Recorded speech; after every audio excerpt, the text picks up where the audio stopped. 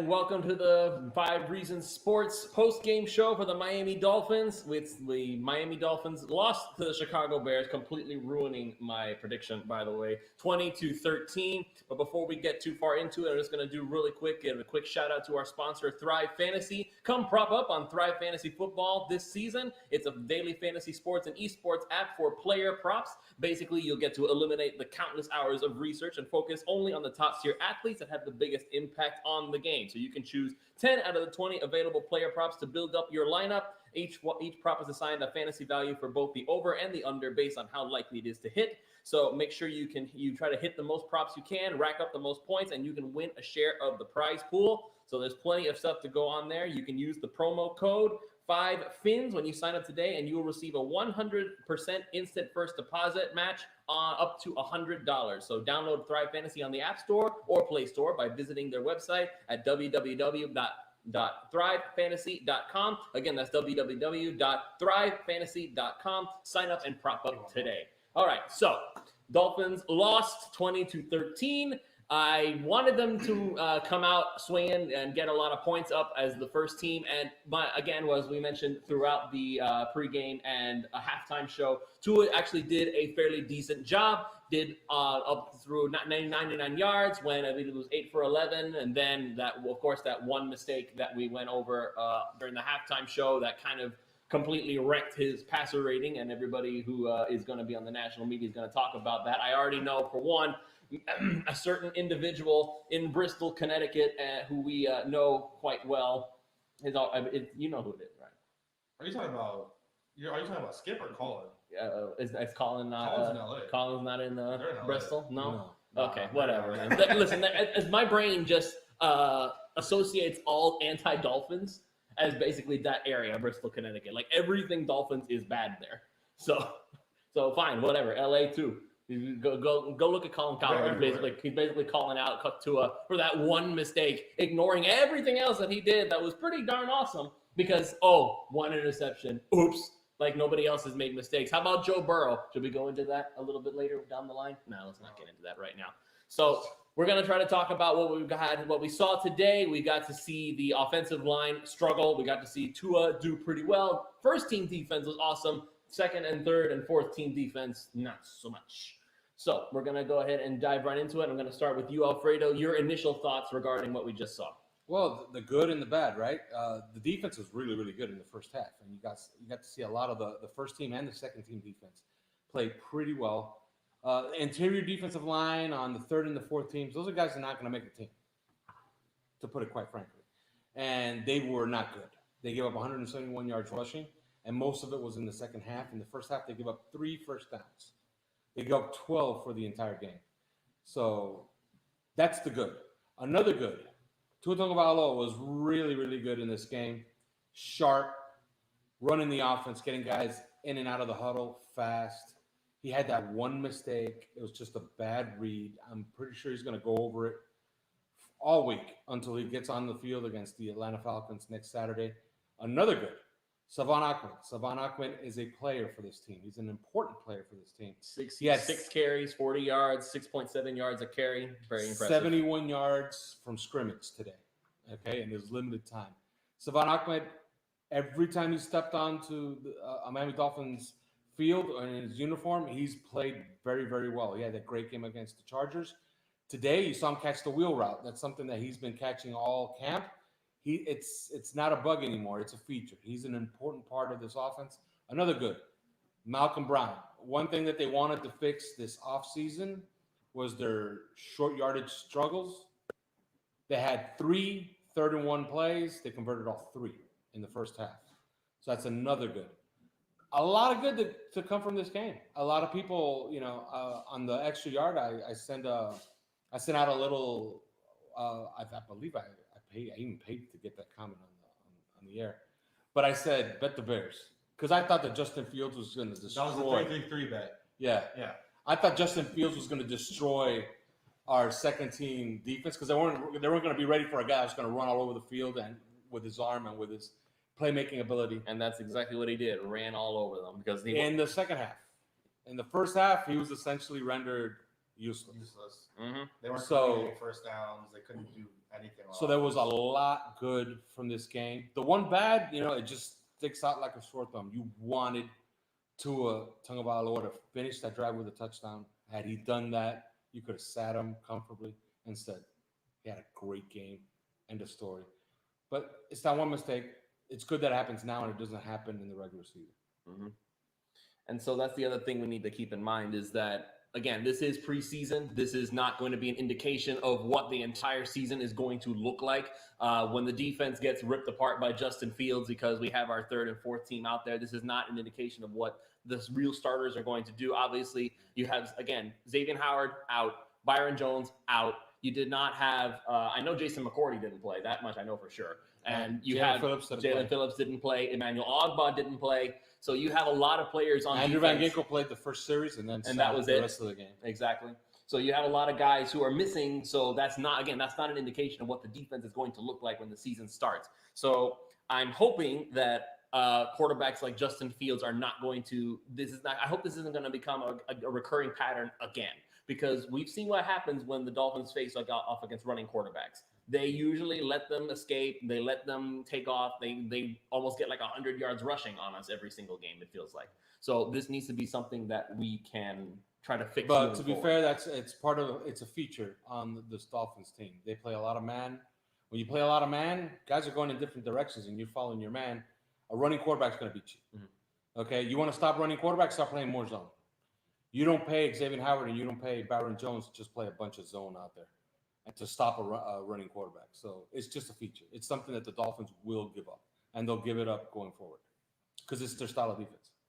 All right, so the other thing we want to talk about real quick, again, is the offensive line. Now, Kai, I know that you guys on the Extra Yard have talked about this a ton already. The fact that the offensive line is something that is scary, that kind of manifested itself. Again, you were pointing out all the time we were watching the game that Austin Jackson was getting torn apart pretty much the entire game. So what are your thoughts on this whole thing, and what do you think do you think he's going to be able to fix it?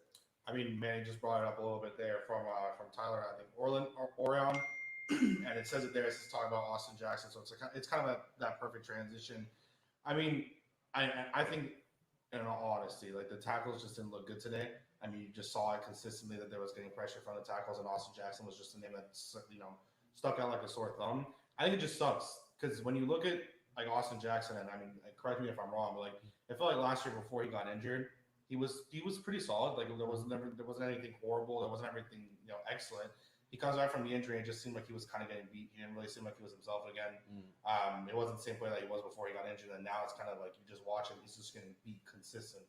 And it's like you saw it while you're watching training camp and practice. You see it now on the field. He's getting beat every single time. I mean, it goes back, and I know you mentioned Mitchell Schwartz, but it's like they have to go out there and they have to find something.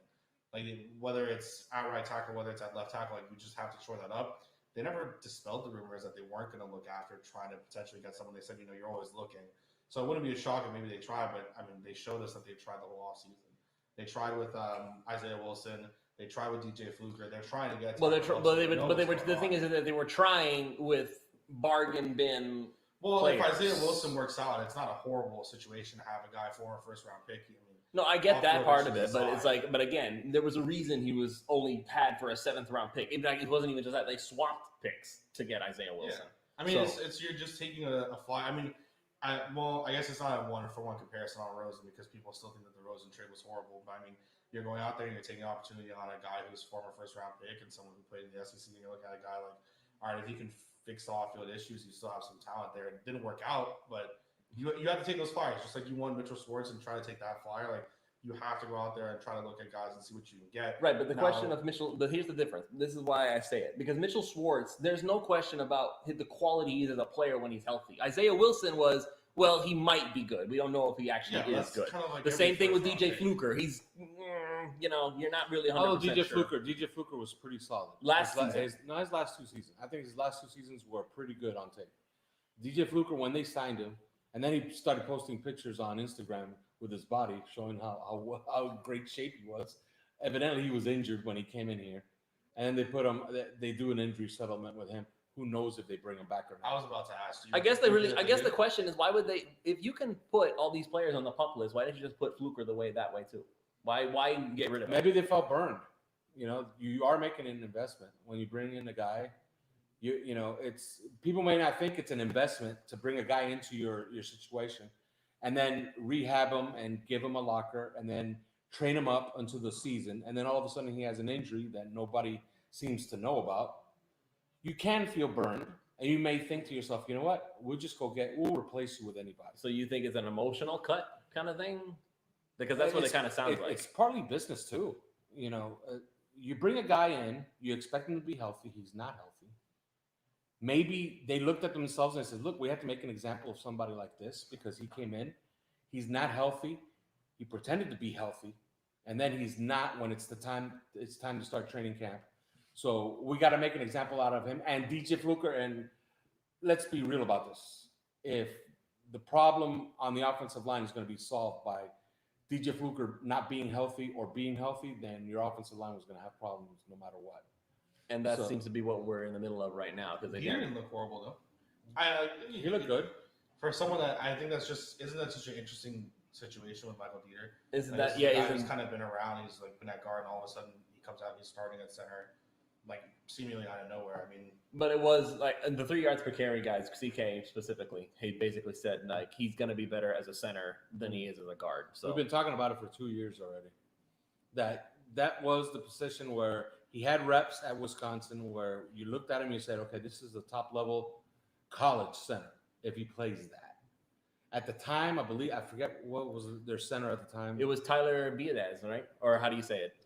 Biadasz, which if you look at it, it does look like it says badass. And he played last night, and he's a starter for the Dallas Cowboys. He's replacing Fredericks, right? Travis Frederick.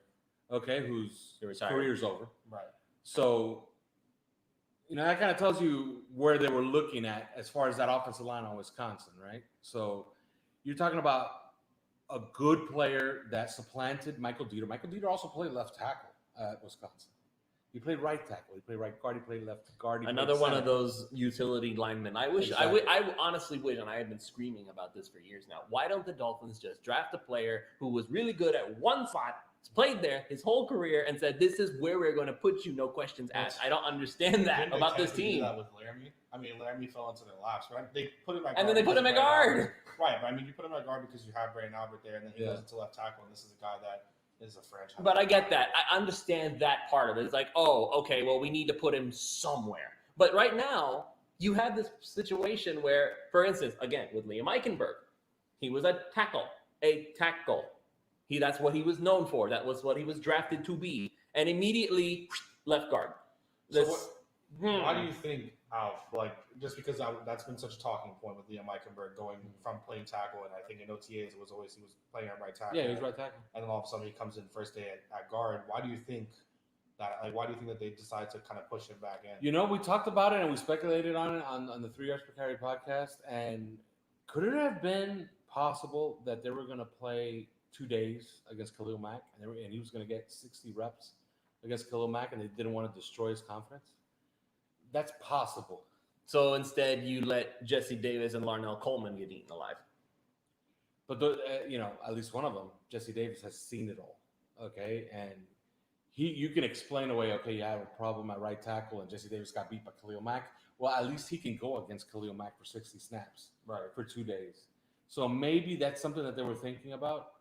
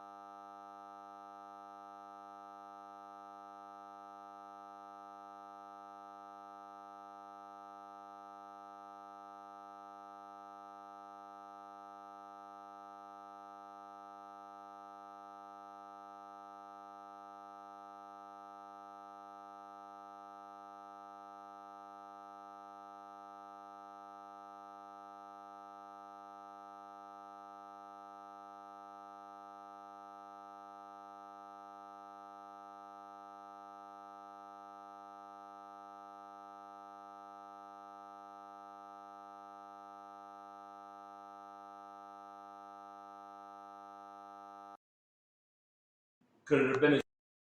Well, you saw the first day of camp, he was on the PUP list for the first day. which kind of tells you all you need to know. It means that he didn't pass his conditioning test. So there was something wrong with him physically.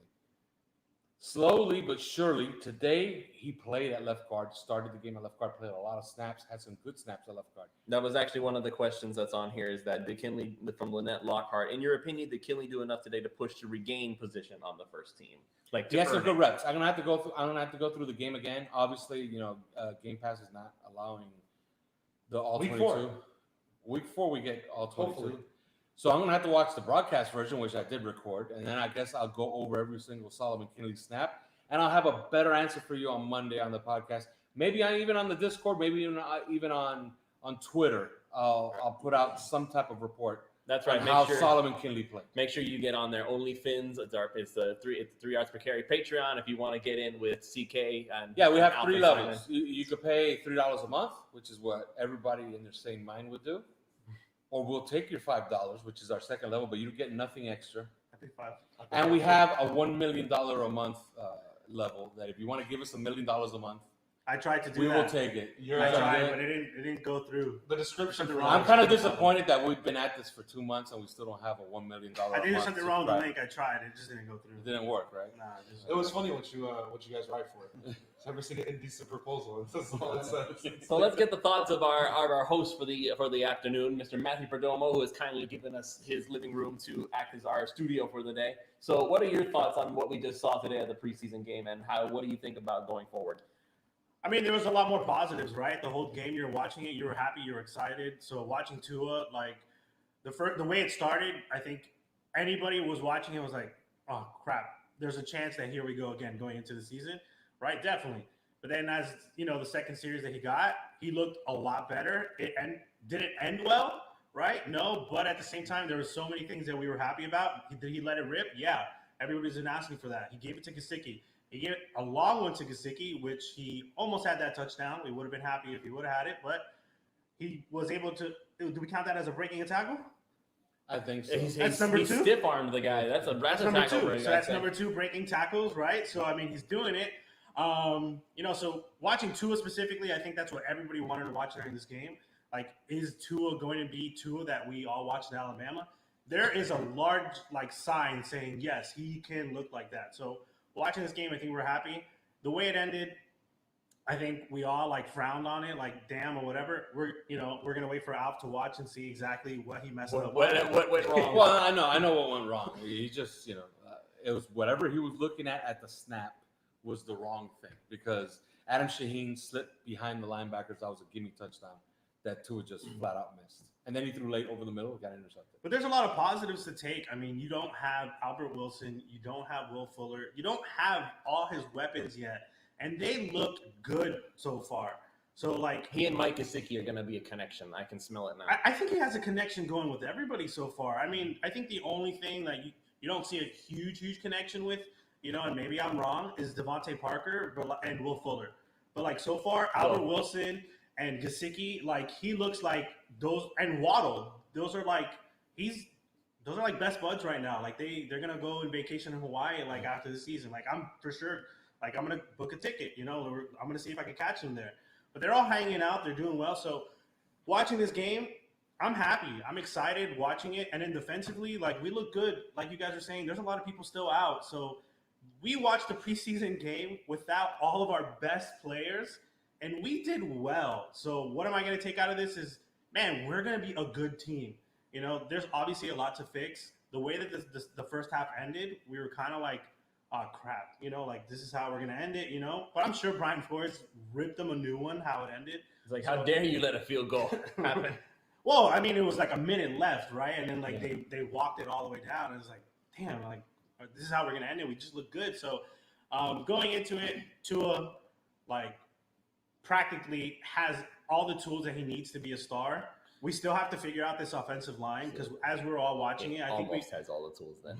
Okay, because that's a big tool that he's missing. Yeah, but at the same time, we were watching it, it wasn't bringing him down, So I think he has all. We've given actually, I would say Brian Flores is giving him the tools to succeed right now. Oh. So I would say this is his year to shine, and we're gonna either see it or not. And so far, we're seeing it. So that's what I'm taking out of this. I want to also take a moment to highlight Noah Igbenogany, who looked a lot better today than he has Made all some throughout plays. practice. Made some plays. Was not beat as badly as we've been seeing in Although he practice did all get this beat time. once, like really badly. The ball didn't find him. Listen, you gotta take the wins where you can get them. He made a nice little deflection deep down the field. Made a very impressive tackle. Igbinoghene, I think of all the corners, he might actually be one of the best tacklers on the team, by far. He's physical, strong. Yeah, he he'll makes knock the plays. himself out. He'll knock That's- himself out. That is how hard he'll go at Take the something. breath out of himself. You know, Yeah. it takes his breath away and your breath away at the same time. But that just goes to show you that if he can learn the position, he can be a really, really good player. It's just a matter of, again, he doesn't have that level of experience that we want our corners to I mean, have. he's super young, also, That's the- right? yeah. Like, how long have 3 YPC? I mean, it's not even just that, though. He is Even a if young guy. he's a young guy, yes, but if he had played corner all through college instead of the very last year that he was at Auburn and that's it, I think he would already be better than he is. Physically, he has the tools. I think we can all see that, and we For can all sure. agree that Athletic freak. he has it. It's just, does he have the Putting it all together. Yeah, can he? I mean, we'll see. That's Question from the comments, Alf, and it relates to the cornerback room. From Kendall Smith, I believe this is the same Kendall that joined Clutch Corner recently, correct? I believe that's a part of the team now with you, yes. Kendall. Yep, Just yep. making sure. He asked, do you think that Nick Needham, being on the outside is going to be a thing this season? And I mean, he was on the outside while X was kind of pulling out. He's been having just a hell of a off season in general. Played pretty well today as well. So, question from him is: do you think that that's going to kind of be a thing that we see a lot? Well, one thing I can say is this: that when they signed Byron Jones, one of the features that Byron Jones had is that he can play many places. He's very good in the slot. Byron Jones, if you go back in time just a little bit, we're talking about 2018. The Dallas Cowboys played a game against the New Orleans Saints. New Orleans Saints have a wide receiver called Michael Thomas. At the time, he was catching about 11 passes a game with about 16 targets a game. He held, I'm talking about Byron Jones. Byron Jones held Michael Thomas to 2 catches that day for 13 yards. Most of it was from the slot. Saints tried to get him loose from the slot. Who was guarding him? Byron Jones was in the slot. So had they added enough versatility, I think, to maybe play Byron Jones a little bit in the slot if teams try to get tricky? Because that's something that teams will do. Teams are not stupid. Teams watch the Dolphins and they know that they have Xavier Howard outside, they have Byron Jones on the other side. They're going to try to attack the slot, which is Nick Needham, right? So is that something the Dolphins can go back to as far as in their bag of tricks to maybe use Byron Jones in the slot? And if you notice, I'm not saying Xavier Howard because Xavier Howard has been proven his entire career. He's just bad. Can't play the slot. He can't play the slot. He can't play slot corner. He just can't. He loses guys. What do you do with Justin Coleman then? Let's say that you have that. It's a great problem to have. They're That's all just good it. players. You have the thing, they look at, I guess by they, I mean other NFL teams and the Dolphins, Brian Flores, I'm sure as well. You're kind of sitting there we got this dude, Nick Needham, who is undrafted free agent, and he's just balled out now in terms of what you expect. And then you have to pay next year. Yeah. Now you have Justin Coleman. They didn't already extend him? No, he was a restricted free agent this Yeah. past season, so he signed his restrictive tender. Yeah. Then you have Justin Coleman. Byron can essentially play everywhere, and then you have one of the best cornerbacks in the NFL who just restarted his contract. I feel like it's like you said, it's a great problem to have. So what do you do with him then? You have him on the team. I mean, would you then exclusively or switch him and maybe Byron out for who's playing that, or maybe do you move Byron to safety for a couple plays and maybe you have him, Coleman, That's a possibility. and meet him all on the field at the same time? That's a possibility. And you got to remember, you also have Javon Holland that could play in the deep safety. Eric Rowe made a play today. Makes me So so happy. They have so many options that, and remember, we're talking about it as if it's static. Like if the Dolphins defense is going to be a nickel, which means 5 defensive backs at all times. Right. It's not that way. They can use 6, they can use 7. At times, they can even use 8 guys, 8 defensive backs at any moment in time. So, do they have the depth? He likes to do that too. Like I've never seen anything He like likes to use a lot of corners and say, look, I'll backs. tell you a little story, and now since that guy is long gone, and I know it was off the record, but I'll reveal the record now. I had a meeting with Matt Burke. You guys remember him? Yes. He's defensive coordinator. And at one time, defensive And I coordinator. remember I was texting with CK, with Chris Kaufman, my partner on 3 yards per carry, and he was telling me, ask them why they don't use 6 or 7 defensive backs more often. And I asked Matt Burke, and Matt Burke told me, I know we have 5.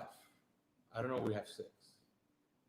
Meaning he didn't trust whoever was going to be the 6th defensive back, which at the time was Cordrea Tankersley. Well, in that case, I can kind of understand why he wouldn't. I think this team is completely different. I think this team has 7 or 8. Well, let's go down. Are you talking about safeties too? Guys that you would trust, yes. Okay, then we have one and set. So here we go. Xavier Howard, Byron Jones, Nick Needham, Justin Coleman, Jason McCourty. You also have the safeties, Devon Holland, Eric Rowe. And then I trust Jamal Perry to be a dime back whenever he plays dime. He's good. He can play. So we're talking about 8 guys you can trust in coverage. And then, who's left? Maybe you have a guy step up and play good. Where's that leave Brandon Jones? Brandon Jones. I forgot. That's 8. If you notice, we've mentioned 8 guys, and now Brandon Jones is number 9, and we haven't mentioned Noah Benogany yet. And, oh, my God, I forgot. I honestly forgot about Noah Benogany. So we're talking about 10, okay? So they're super deep. Now, it's a great problem to have. That's Brian Flores' problem. It's a riches.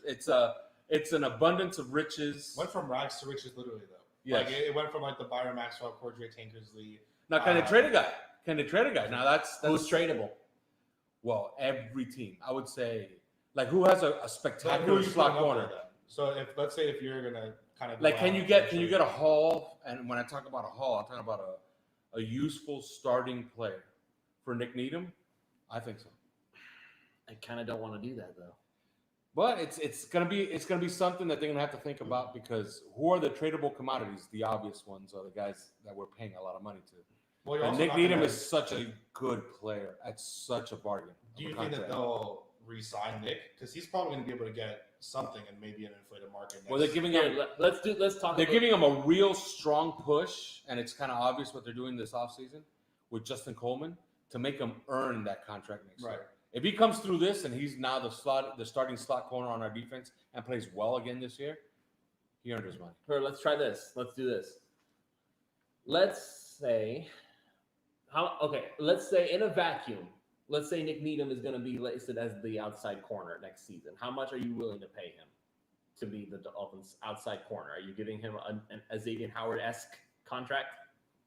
Or are you giving him anything close to that? No, I don't think he gets anything anywhere near $10 million a year and maybe $30 million guaranteed. I don't think that's getting in between 6 and 8. Now the reason 6 and 9. Right? The reason I ask is because we have held off the Xavier Howard drama. It's not over. It's just kind of delayed for a year, because I have a sneaking suspicion that come next year, when the Dolphins promised to give him a new contract, he's going to start getting pissy again, and he's going to say, well, where's my money, Miami? It's like, we just gave you more money. What's your issue? It's entirely possible, and we've speculated on our podcast as well that maybe this is a thing where, it's a wink deal. We'll look at your contract in 2022. Right. So, and then you shop him to whoever will give you a first round pick, and hopefully he plays really well this year. And then somebody will give you a first round pick, and you don't really care because you have so much talent waiting in the wings. Do you think that Noah has a lot to do with that? Because and we've talked about it so many times now since the Xavier stuff has come up more, has been it kind of felt like once they drafted Noah, you knew, okay, whether he plays well or not, it seems like they're already trying to get the next guy to replace X and to get X out. Mm-hmm. If Noah doesn't play well at all this season, but that's why I'm saying Nick Needham. So it's how much Nick's the only guy. Do you think they still kind of say, all right, we can push X out there, and then at that point, what happens with Noah? This is just our first round pick. That's just kind of Well, they have so much talent. They have so much talent that they can go in so many different directions. And Nick Needham, if you watch him in practice and you watch him in his interviews afterwards, he's a long, lean corner, which is really strange for a guy that plays the slot, right? Because he's in excess of 6 feet. He's almost 200 pounds. So he's the prototype. He's like what you would want in this league to play boundary corner, but he can also play in the slot. Right.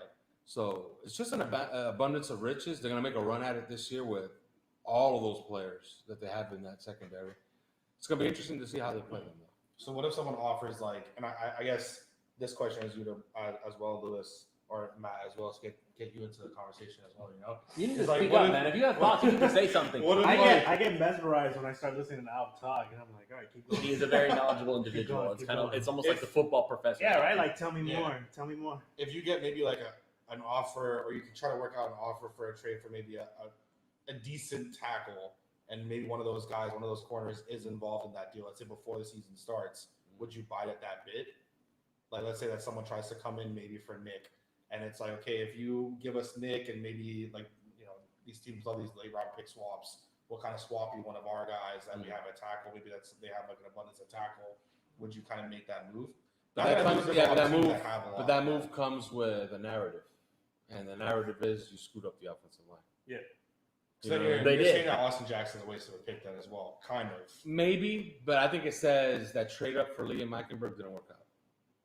Is what it says, which is a hell of a thing to say for a guy that hasn't played a preseason game yet.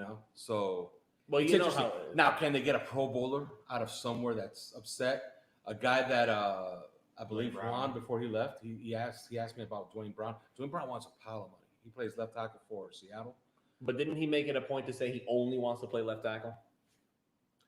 But That's he also another had that issue. same issue from Houston, which was that he wanted more money and he wants to be on a better team. And now you get traded to Seattle. You have Russell Wilson. You have the whole system that they have there. So now it's kind of that same like And similar he's upset situation. again. Exactly. That's the thing. Are you going to trade, Russell Wilson's best offensive lineman? Someone he had banged the table for as well at the time that they traded. Like, for I him. don't see it happening. Is that the only thing you trade Nick Needham for, though? A tackle? Man, if What you else do trade they need? Nick Needham, remember that your roster, your rostered players, guys that when training camp starts, you're thinking to yourself, they're not really competing. They're gonna make the team. Your rostered players, they all have a certain value based on whatever their number is on Sport Track. It's simple as that. Their contract and their performance, it's their value. Nick Needham is one of the most valuable players on this team right now. Another really valuable player, and the reason I would not trade him, is Devontae Parker. His contract for his production is absolutely such a insane. good contract. It's a great contract, but He's making under $10 million a year. but he's not doing anything. He's hurt again. But he's gonna play. That's the thing. And this is the other thing about it. Devontae Parker's that he keeps grabbing for his hamstring, and everybody thinks he's always hurt, but he always performs. Okay, You got to remember, this guy hobbled into Buffalo, and what did he catch against Buffalo? He was the only guy that played well against Buffalo, except for falling down one time. But he caught 140 yards worth of balls against the Buffalo Bills the last week of the season. This is a valuable player. Those are not the guys you trade. The ones you trade are the ones that are underperforming their contracts or that are never available. That's who you trade. Now, Nick Needham, that's Preston. You said never available.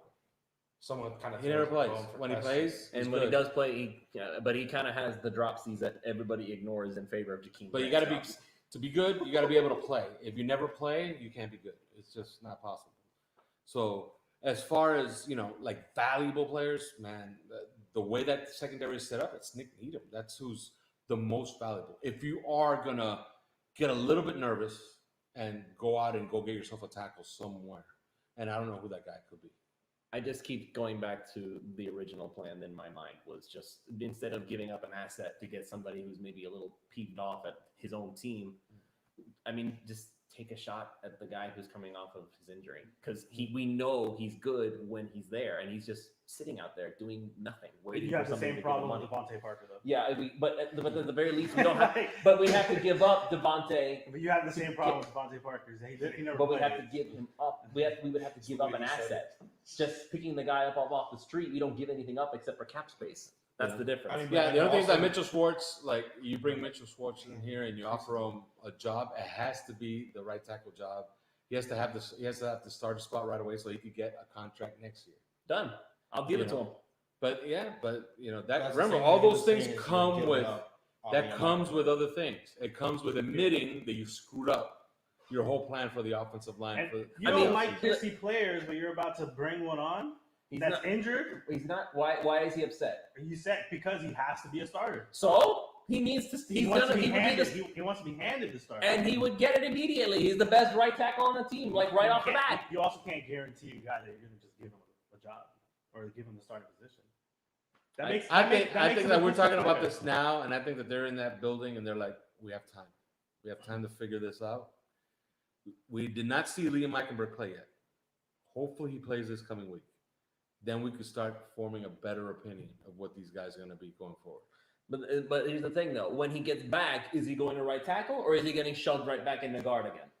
Solomon Kindley looked like he kind of took over that spot as of late, right? So My only thing is, even if we bring Liam Eichenberg back, how is that going to help Austin Jackson? Well, he was just bad He today. just looked bad today. And the things that he was good at last year, He's not good at it. he's not good right now. Well, you mentioned that, right? He's good against speed. Yeah, he's good against speed rushers, and he was not good today. He just wasn't. That was not a good performance today. Yeah, But 20 minutes just on the Jackson. offensive line, man. Oof. But that's the reality. If you can look if you look down the list of the positions on this team, pretty much every single one, you can say set. Quarterback, set. Running back, Myles Gaskin, Savon Ahmed, whoever the third one's going to be, probably Malcolm Brown, set. Wide receiver, set. Tight end, set. Then you go on defense, defensive line, linebacker, corner, safety, punter, kicker, long snapper, everything. The only thing, and it has been plaguing us for 20 years, is that offensive line. It's the only thing we haven't fixed. It's the only thing. And that's the only thing that's going to hold us back. We could, I'm going to say this, and it may be a hot take, but I feel like if we had managed to fix the offensive line and we could say set, we could potentially make a Super Bowl run. For real. I think they're gonna make a Super Bowl run as is if their offensive line is just okay. And they didn't do It just can't be a disaster. But that's what they it's didn't do a looking horrible like right job now. today as well. I mean, Yeah. like, give it at least the first string offensive line. Hey, look, Pass protection. you know, Pass protection, no matter yes. what, the way you have to look at it is this way. Tua Tagovailoa had 15 snaps as a passer. Okay, he was upright The whole time. the whole time. Nobody got a hit on him. He did get hurried like 2 or 3 I times. think he hit the ground once. It looked like one point. There was one point, I think, where he got kind of pushed down, but it wasn't like. It wasn't like a. So the issues really are run blocking and executing runs. Okay, those are things that you can work on in camp and going forward. Next week is a very important week. I would expect the first teamers to play pretty deep into maybe the third quarter. I would say, yeah, that's what I was saying, is that the second game would probably be. I said on the Dono show, either they weren't going to have a dress rehearsal or it was going to be the second game, because You that's don't think they go third game with it? Like, they just No. third game's just going to be. no It's interesting, one but game before I don't think the so. game right 'Cause before they the have- regular season. No, But they have third game, and they have 2 weeks. Yes. Until that next game. That's the Which biggest is- but thing. that's why you let the dress rehearsal be the second one, so that way if something does happen to your starter, they have 3 weeks to To get figure it themselves out. back together. Right. So honestly, again, offensive line is really the only thing we have to worry about as far as holding this team back. So if Eichenberg takes the right tackle spot, and assuming Kindley is going to be back at left guard, which again he did a pretty decent job. So it's really starting to look like it wasn't so much about his ability as it just was, dude, you came in fat. We're going to punish you until you get yourself leaned up again. And I think, if I'm not mistaken, before when he was drafted, that was a concern back then too, right? Is that he was a little bit on the heavier side. Yeah, well, it's his body type. Yeah. He can't help it. That's who he is. No, I get that, but that was the concern, and I guess the Dolphins were like, "Hey, you kind of screwed it up. Go back out there and like eat some more salads or something." So, and then now he's back. He's set things up. I think he's going to be all right. What do you think you can pinpoint with Austin Jackson? Does he look like nervous? Does he look like he's not in his right mind? Like, what happened that all It's of a a sudden? technique issue. It's technique. Does he have the left tackle yips? I don't know. It's just that it was today. It looked a little bit different for him. There was a couple of plays where they ran a stunt in front of him, and he tried to block 2 guys instead of 1. He has to pick one. All of those things are correctable with tape. It's not a physical issue. Okay, it's a mental issue. He has to figure out what they're running against him, what they're trying to get him to do. Okay, the reason he's so good against speed rushers is because the speed rushers are just going to try to beat you one way and one way only. He's going to try to beat you around the corner. So he's good about setting his feet, getting his hands out, getting into his kick, and then riding the guy out of the frame so your quarterback could step up into the pocket. That wasn't the case today. His issues today were in split zone run blocking, and then a couple of plays where he was giving up inside rushes or on stunts. He wasn't picking up his man. All of those things are mental issues. Those are all mental mistakes that he can fix. So on Austin Jackson, I wouldn't jump to any conclusions just yet. I think there's room for him. The issue is trying to figure out the rest of the line. Because what do we have? Robert Hunt is solid. Dieter kind of looked okay today. But you want to figure out what left guard and what right tackle are going to look like going forward, and that's the only thing that they should be looking at this coming week. And out of your estimation, who do you think looked better at that position this past week and in this game? Would it have been Kindley, or would you compare it to Eichenberg and Camp, who looked like the better left guard? In terms of like just what you've seen, Based on what we've seen of them. I mean, Kindle looked good today. And how did Eichenberg look as a left guard for you? Weren't we being from the two practices that I went to? One of them I was focused on only taking pictures. But out of what we've been like hearing out of everything is that he didn't look good at guard compared to what he was at right tackle, at least at OTAs.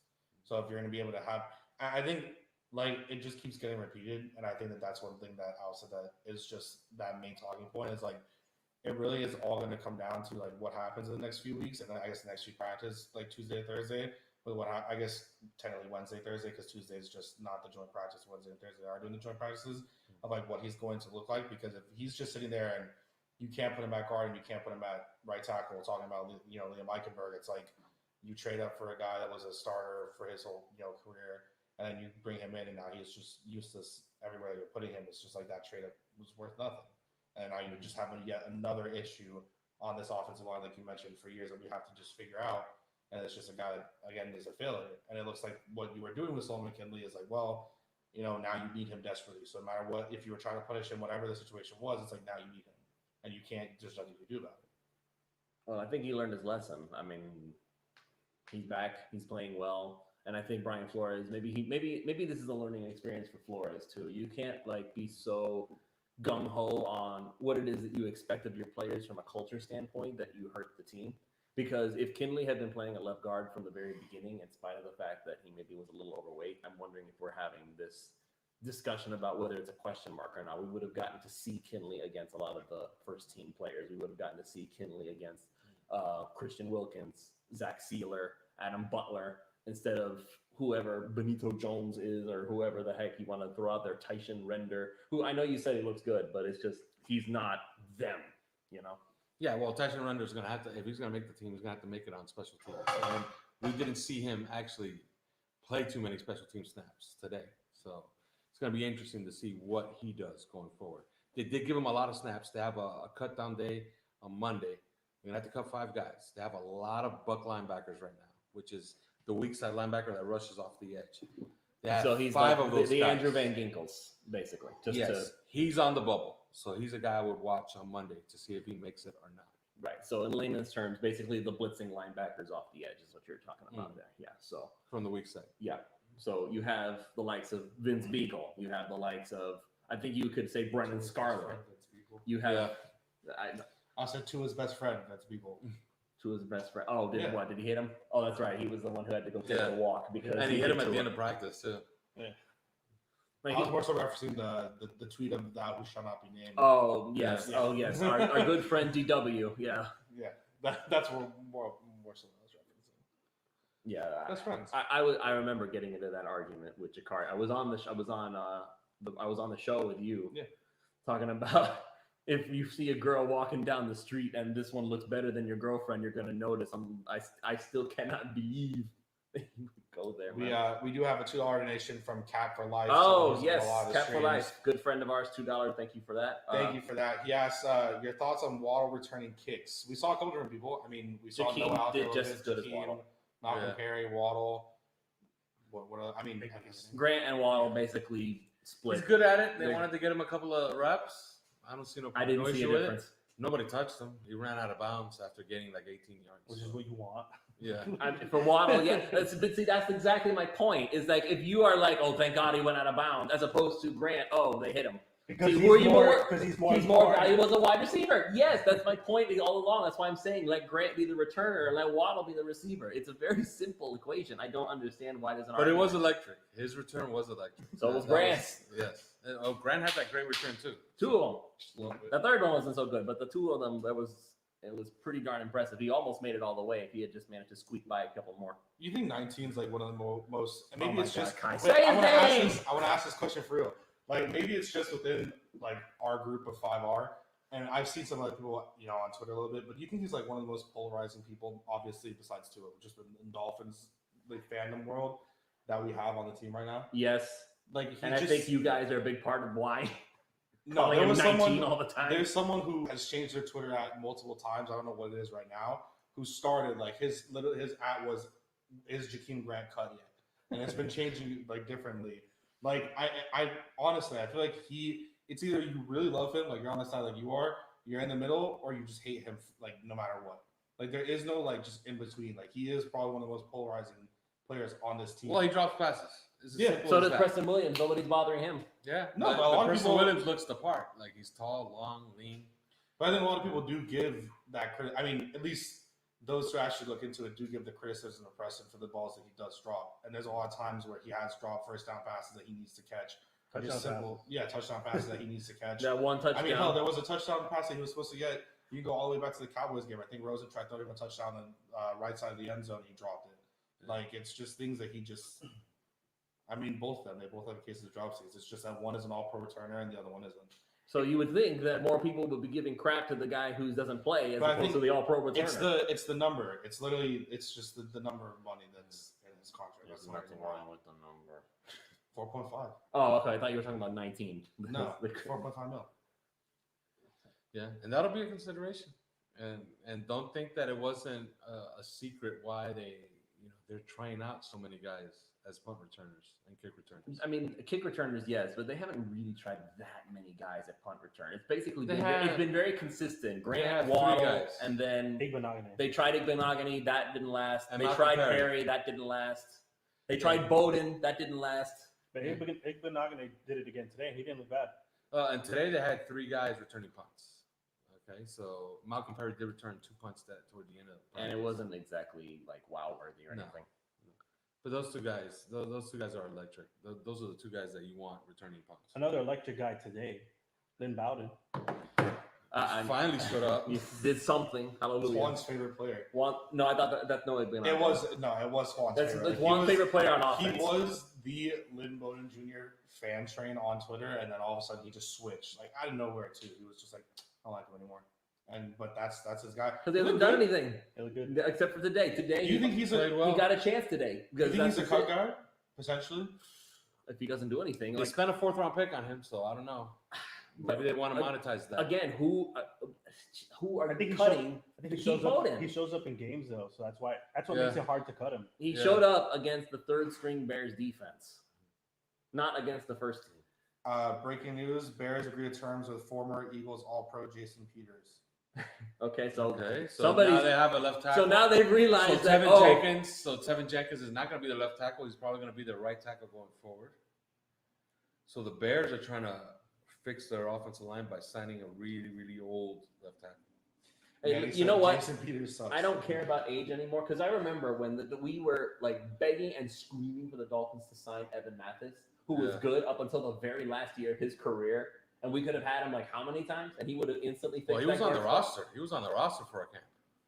But that was before he was Evan Mathis. though, Yes. you know, But because they had a couple opportunities to get him. And then they decided not to. And then we signed Josh Sitton, and for the first game, it was like, oh my god, it's the best player we have on the offensive line. And then he's gone for the season, and I was like, you've got to be kidding me! This offensive line is cursed. So I don't care how old you are. If you are still a good player, you're still a good player. So that's also part of the reason why of the Mitchell Schwartz thing. I understand he's older. I understand he's a little injury prone. Guess what? So was Brandon Albert. When he was there, he was probably one of the best players we had on the offensive line. So I don't particularly care if he's an older player. If the idea is that we're trying to push for a playoff run, how many players on the Buccaneers last year were over 30? that's a good question. A bunch. That's a good question. I'm trying to think. Yeah, they had quite a few. Who is it that you want again? Mitchell Schwartz. No, because you keep saying it. I am saying that. Wait, my thing is like we're taking flyers on people, but you get annoyed by the flyers we take on. I get people. annoyed by the flyers that are But players like- who are not proven. It's We didn't know if Isaiah Wilson was going to be any good. That's besides the whole mental health thing. But they're still fitting your quota, which is try to get better. They're still doing it. You're just not doing it your way, and you can't get mad at that. I'm not getting mad at them taking flyers on people. I'm not. I don't. And Mitchell Schwartz. Let's be fair. Mitchell Schwartz is also a flyer. But based on injury or based on talent? Well, based on injury and age. Like, you don't know if it's over for him, you know? Like, it could be a situation where you remember a few years back when they signed Brian McKinney. Brian McKinney came on, played really, really well for 2-3 years. Brian McKinney was like a 6-time Pro Bowler. Came here, played well for like 3, 4, 5 games, and he slowly faded throughout the season because he was done. So, you know, it's, you know, whatever you do right now, they're going to have better information than we do. It's going to be interesting what they're going to do on that offensive line. They still have time.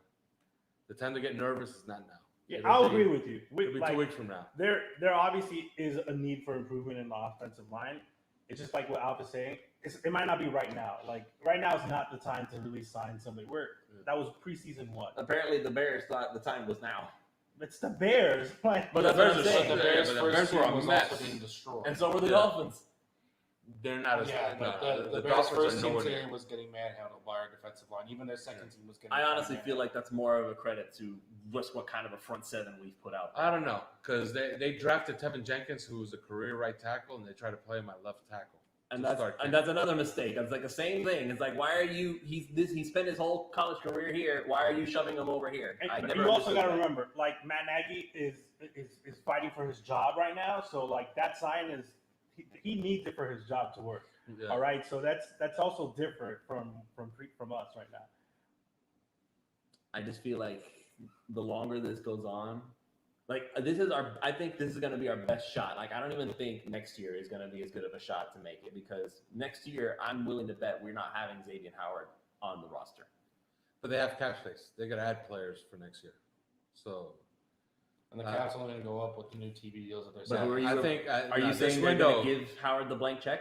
No, I think this window opened this year, and the window's going to be open for like 4 or 5 years until we have to pay Tua Tagovailoa. Okay, I think that's what we're working on right here. It's a very short window. We're talking about 3-4 years maybe to try to win a Super Bowl with the setup that you have right now under the cap, which is a very favorable setup.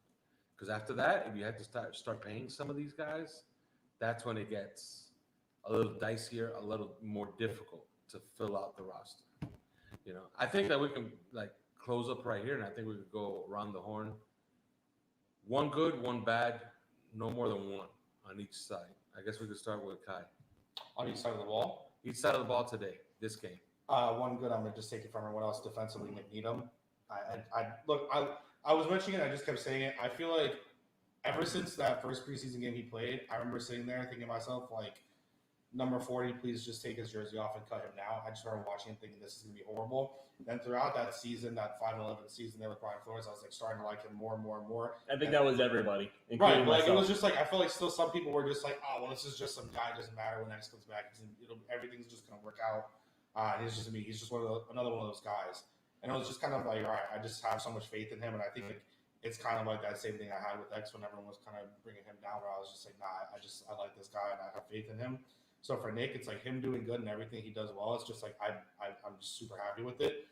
I think you said good and bad or just good? 1 good, 1 bad.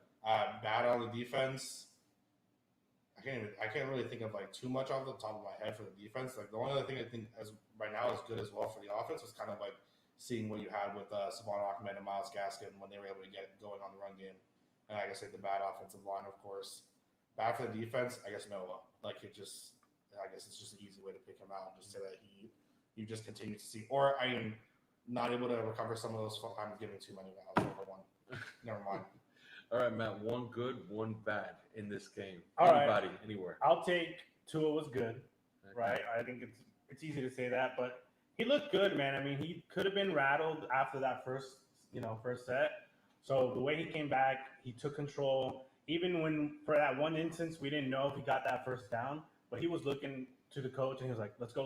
Like he was full in control, which you didn't see at all last year, right? It looked like they were holding his hand. He looked like a puppet last year. That's all he looked like. This year, I think just that whole beginning, it was like, all right, this is his team. He knows it. And so that's the good. And then I think the bad on the offense, obviously, Austin Jackson. Like, I mean, we've harped at it, pretty much the whole time. He looked bad. There's no other way to say it.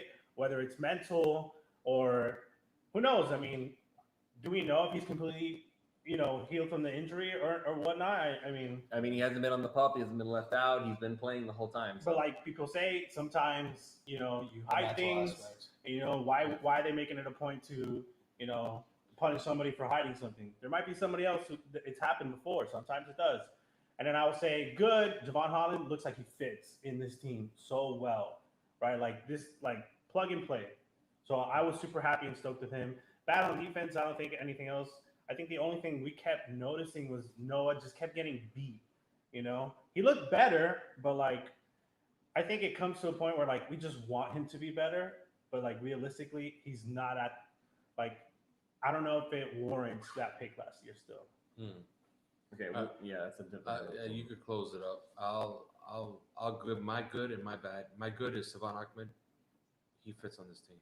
Ever since he got here, has he ever had a bad moment on this team? I don't think so. First 100-yard rusher since Jay Ajayi. Yeah. So every time he plays, he's productive. He makes plays. Today, played on first team, second team. What did he get? 71 yards from scrimmage. He had the touchdown on the wheel route. He's low-key explosive. Yeah, absolutely. Like he breaks tackles. He gets through the line. He gets through the line quick. He's a danger to take it the distance any moment. And again, that wheel route, that's something that we've seen all camp. It's something that's in their arsenal, and he beats linebackers. You saw it today.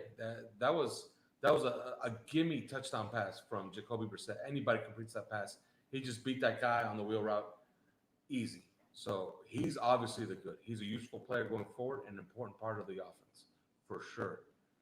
The bad is tackle play, and there's no other way to cut it. Even on defense, okay, they missed a couple of tackles. Some of those guys are guys that are not going to make the team, and you can fix those things. Those there things was show up. one mental breakdown somewhere. Yeah, on that touchdown pass to Jesse James, like.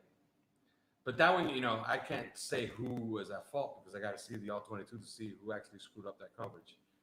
But the bad is tackle play, and it wasn't necessarily that they were getting their quarterbacks hit, although they did allow some pressure. It was again in the run game, they were just bad. They just couldn't sustain any blocks. Neither guy, nobody that played tackle really today could sustain blocks in the run game. And if you can't do that, you're going to let guys blow up plays in the backfield, and then you're not going to be able to get a running game going. So those are mine for this game. So I'll close things out. So my good on offense, I'm actually going to go a little bit out of the box here. Going to bring him up one more time. Mac Hollins definitely has this connection going with Tua. And we got to remember, this is somebody who Jakari on our 5 Reasons crew is also saying that he should be taking tight end spots, tight end snaps, because he's a bigger guy.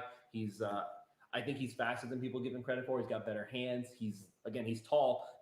The existence of Hollins is literally the only reason I justify trying to see if you can trade Parker, just because he seems to be doing all the things that Parker is known for, just at a healthier level. Now, I understand the special teams aspect of it, but I think we need to give credit to where it's due with Mac Hollins, because he's definitely showing up a lot more than I expected he would. And this is with first team snaps, by the way. It's not like he's just, he's playing against the backups and stuff like that. He's playing against the legs of Xavier Howard, Byron Jones, your starting safeties, your starting nickel corners. So all these guys, and he's doing this. And not only that, the reports were that he was giving the Bears defense an absolute fit all throughout the joint practices. And so unless you have some level of talent, you're not going to just do that against some team's starting defense.